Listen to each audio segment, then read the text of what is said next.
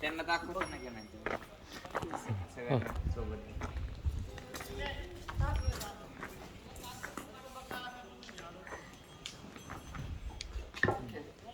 इकडे open gym आहे. हा इकडे ओपन जिम आहे. त्यानंतर इकडे काय इंडोर गेम्स आहेत सगळ्यांचं इकडे केलंय. आपला पहिला प्रकल्प आहे पहिला भोसरीमध्ये चालायचा. भोसरीमध्ये 10-12च्या 2 रूम मध्ये जवळपास 30 मुलं राहायची. एका रूम मध्ये 16 मुलं झोपायची. 3-3.5 वर्ष तिथे प्रकल्प चालला. आणि मग भोसरीमध्ये डॉक्टर कुलकर्णी म्हणून आहेत, त्यांनी ही 2 एकर जागा संस्थेला डोनेट केली 2019 मध्ये.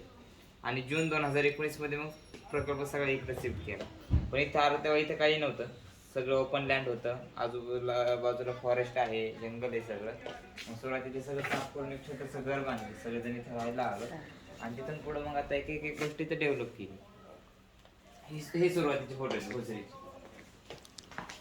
आता भोसरीचं तिथे चालू आहे का? आता नाही, ते इकडे ऍड झालं सगळं शिफ्ट. तिथे 2च रूम होते 10-12च्या. आणि त्या ताई हा मिसेस सरांचे. त्या इथे असतात की? सरांचे आई वडील त्यांची सगळी जी फॅमिली आहे ती सगळी इथेच असते. असं पूर्ण वेळ. त्यानंतर इकडे आरो प्लांट आहे. इकडे बोरवेलचं पाणी फिल्टर केलं पिण्यासाठी. हा प्लांट आहे आरो प्लांट आहे. वॉटर प्लांट आहे. बोरवेल आहे तर ते प्युरिफाय केलं होतं पाणी पिण्यासाठी. आणि हा छान आहे पिक्चर इथे मुलांचं 16 आणि 23 असं म्हणजे तेच मुलं करत 23.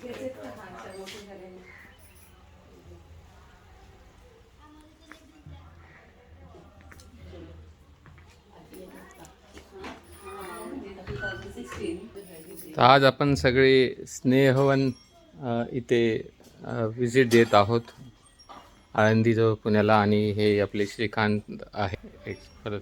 नमस्कार.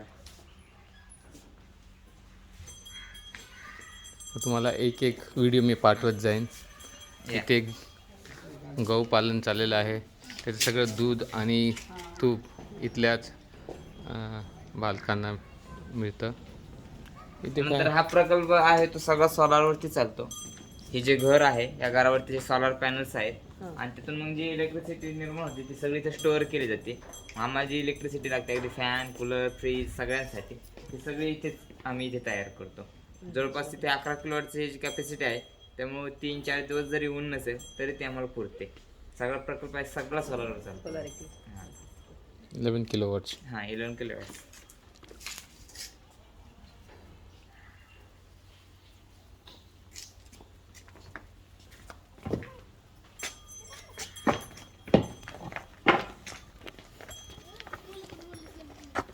इकडे सोलार हिटर्स आहेत गरम पाण्यासाठी.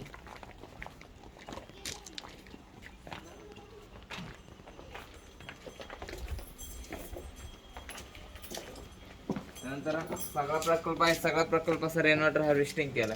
इथे जेवढं काय पाऊस पडतो ते सगळा पावसाचं पाणी एकत्रित स्टोअर केलं जातं. प्रत्येक बिल्डिंगच्या खाली अंडरग्राउंड वॉटर टँक्स आहेत. त्या टँक्समध्ये स्टोअर करून त्याला फिल्टर करून परत ते सगळीकडे वापरलं जातं. मग कधी कधी ते टँकही ओव्हरफ्लो होतात, त्यामुळे ते ओव्हरफ्लो झाले की त्याचं आउटलेट काढून बोरवेलला दिले. त्यामुळे बोरवेल पण रिचार्ज होतो. पाणी आडवा पाणी जे आहे कन्सेप्ट इथे प्रॅक्टिकली मुलांना शिकवली जाते. त्यामुळे आमचं जेवढं इथे पावसाचं पाणी आहे ते सगळं इथे स्टोअर करून त्यालाच आम्ही परत वापरतो. रिसायकलिंग रियूज करतो. ग्राउंड वॉटर हार्वेस्टिंग करता तुम्ही?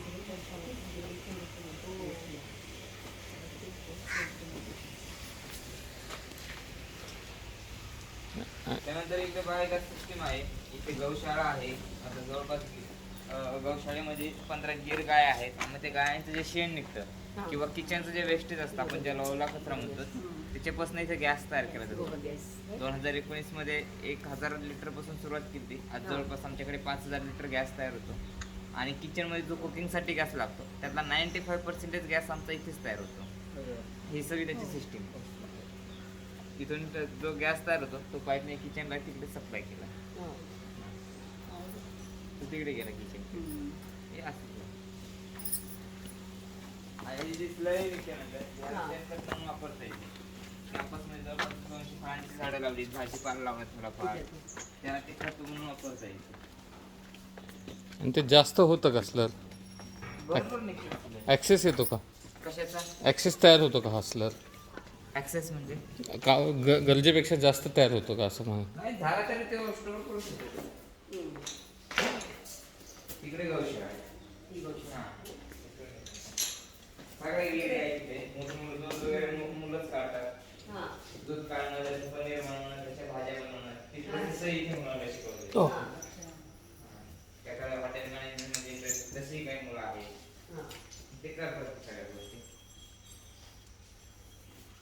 आता बाहेर म्हणतात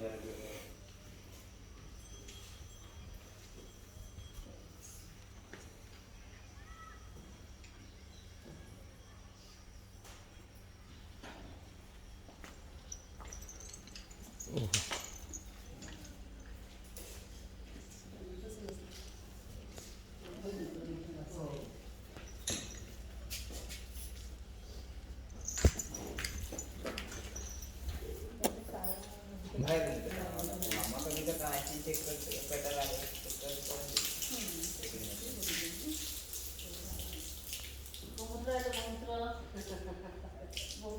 प्युअर गोमूत्र.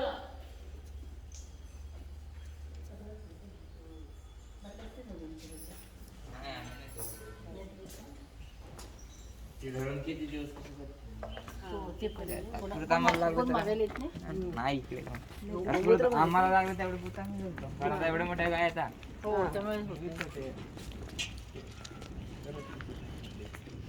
त्यानंतर इकडे स्किल डेव्हलपमेंट सेंटर म्हणून सुरू केलंय डॉक्टर अब्दुल कलामांच्या नावाने की ही जी मुलं आहेत ती सगळी शेतकऱ्यांची मुलं आहेत. मग शेतकऱ्यांच्या मुलांना इथे शेती रिलेटेड उद्योगाचं प्रशिक्षण दिलं जातं.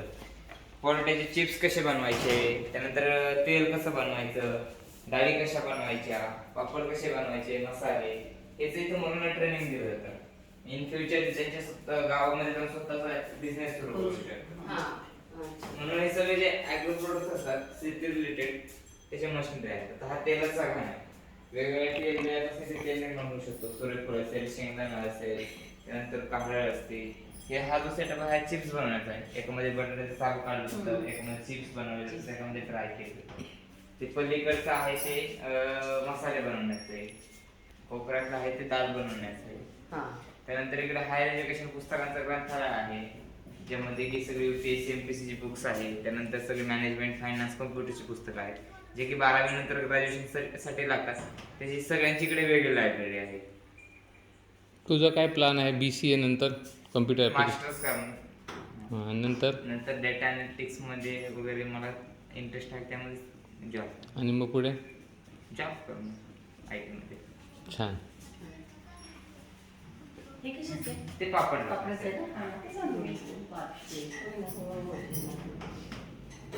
त्याचं ते खर्च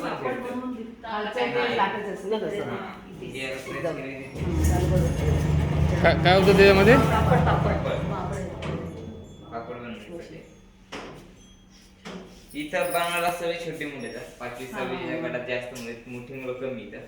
त्या मुलांना फक्त या मशिनरीचे नॉलेज व्हावा, ते कसे ऑपरेट करायचे, त्यामागे किती खर्च येतो, किती आहे की नाही, या सगळ्या गोष्टी शिकवल्या जातात. इन फ्युचर ते स्वतःचा बिझनेस करू शकतात खेड्यापाड्यामध्ये. असं आहे कारण एक पुढेही करू शकतो आणि ते पापडाचं पीठ मिक्स करायचं.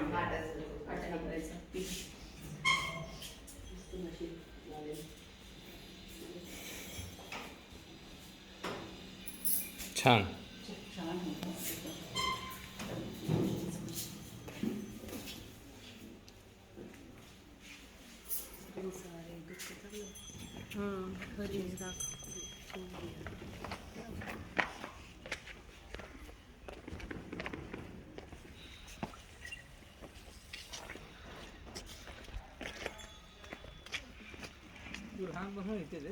आठवीपासून म्हणजे जशी संस्था सुरू झाली तसं आहे. बीड जिल्हा.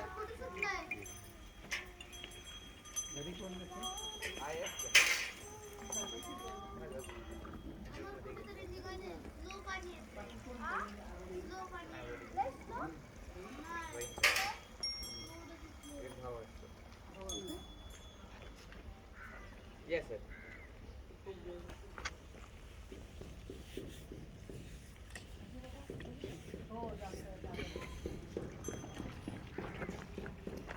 चल.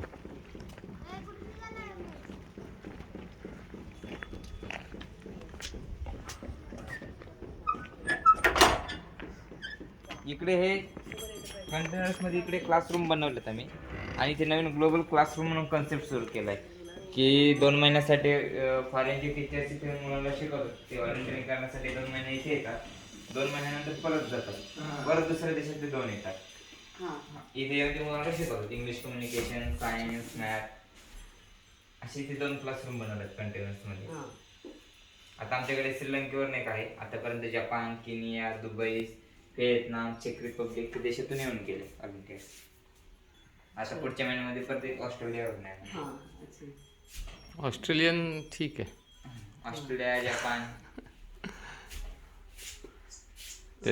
त्यांच्याकडनं क्रिकेट शिकलं पाहिजे व्यवस्थित काल हरलोय आपण फायनलला या वर्षानच जाऊ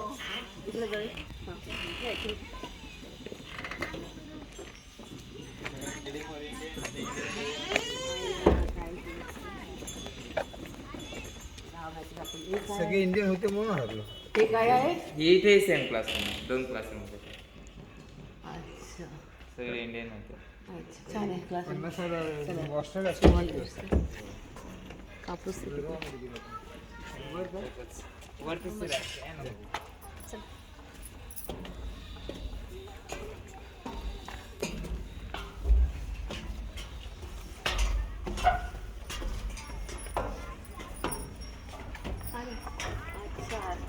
आता इथे स्विमिंग मशीनचा हा नवीन प्रोजेक्ट केला इथे आजूबाजूला काही बंगाली महिला आहेत त्यांच्यासाठी त्या मुलींचं हॉस्टेल झालं इथे मुलींसाठी मुलींचे प्रमाण वाढेल आणि इथे सगळ्यांना इथे ट्रेनिंग वगैरे दिलं जातं त्यासाठी काय आहे ते शिकवतात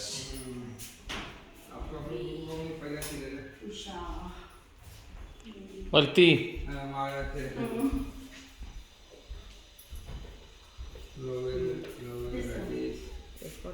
सगळ्यांना होईल जवळपास मोठमोठ्या बाकी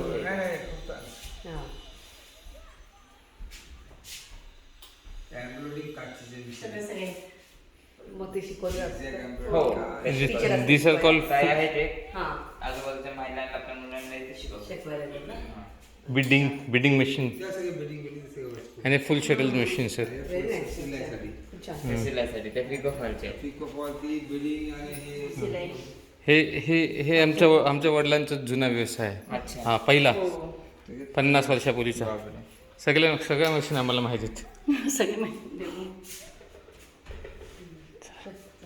छान हां चला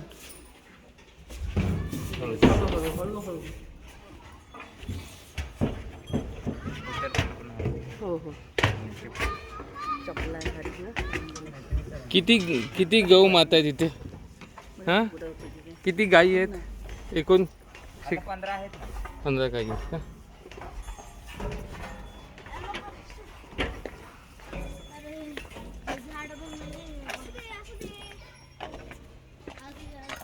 लहान पोरांची लायब्ररी आहे.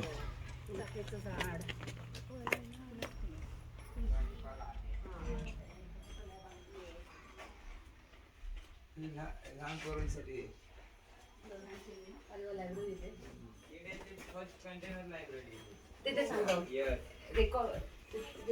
हां काय म्हटलंस ही इंडियातली पहिली कंटेनर लायब्ररी आहे जी की शिप मध्ये शिफ्टिंगसाठी कंटेनर वापरतात त्या क्रॅक झालेल्या कंटेनरला डिझाईन करून 2019 मध्ये बनवली मुख्य म्हणजे इथे काही मराठी बुक्स नाही सगळे इंग्लिश पुस्तक आहेत UK US बेस्ट पुस्तक आहेत आणि रोज इथे सकाळी 1 तास मुलांचं अवांतर वाचन चालतं हां इंग्लिश अच्छा गुगलला सर्च केलं तर मिळेल इंडियातली फर्स्ट कंटेनर लायब्ररी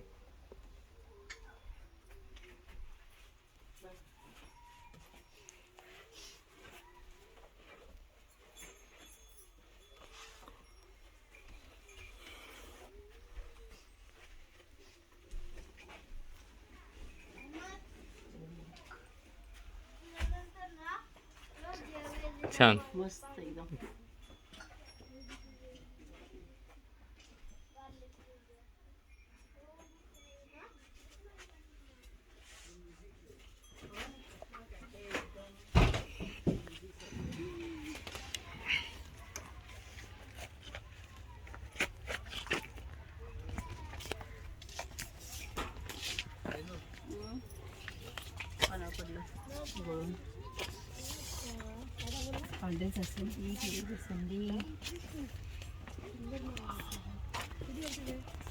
लता दीदी म्युझिक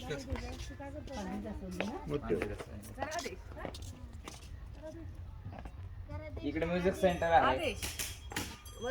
इथे मग 3 टीचर्स आहेत शिकवण्यासाठी. ते इथे येऊन मग शिकवतात. एक आळंदीचे महाराज आहेत, ते दर रविवारी मृदंग शिकवतात. एक अमेरिकेवरनं ताई क्लासिकल शिकवतात. इथे हायस्पीड इंटरनेट आहे, वायफाय आहे, टीव्हीचा सेटअप बसवलेला आहे. त्यामुळे कुणी कुठूनही क्लासेस वगैरे घेऊ शकतं. ओके.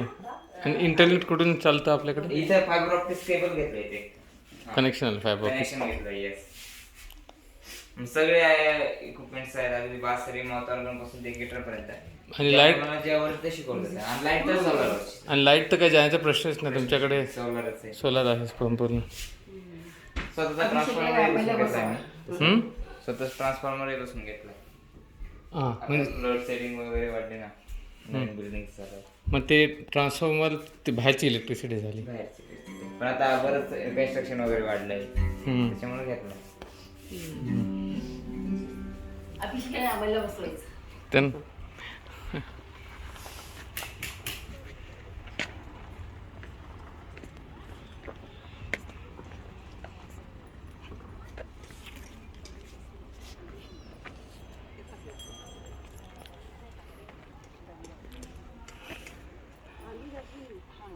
तर ही जी जमीन ज्यांनी दान दिली त्यांचं जरा परत परिचय सांग. कोणी दिली? डॉक्टर कुलकर्णी म्हणून आहे भोसरीमध्ये. त्यांचं मोठं हॉस्पिटल आहे. त्यांची 8-10 एकर जमीन आहे. तिथली 2 एकर जागा त्यांनी दिली. हे सगळे डॉक्टर कुलकर्णी, रवींद्र कुलकर्णी आणि स्मिता कुलकर्णी. ओके, छान. फार आभार त्यांचे. पांढरी लाल नको, लाल आहे पांढरी जास्वंदी. हा पांढरी ती आहे. काय मस्त फुलं मिळत नाही आपल्या इथे, मिळत नाही पांढरी जास्वंदी. सुंदर आहे. हो केवढी खाली जाडसर दे. थोडी छोटी दिली तर चालते, पण जाड पाहिजे खाली, म्हणजे ती उगवायला पाहिजे. ह्याच्यापेक्षा जाड. हा ते जाड. ही झाड आहे. ती घ्यायची. एवढं मोठं नाही लागतं. खाली बेस मधलं तुम्हीच पहा ना. बेसमधनं लयच झाड आहे. मग ती लयच मोठी झाली आहे ती. जाडसरच पडते. हा ते वरचं गळ्या आलेत. नाही स्टँड नाही मोडता येणार ना. तेच ना, गळ्या आले तर झाली नाही ना. मला वाटतं असे लागेल. चला आपण येऊया परत. हा सुकलेली आहे ना ती. आता इथे ना पिवळी पांढरी मिळत नाही. हा ना. हा हा चालेल. पाण्यात उकरून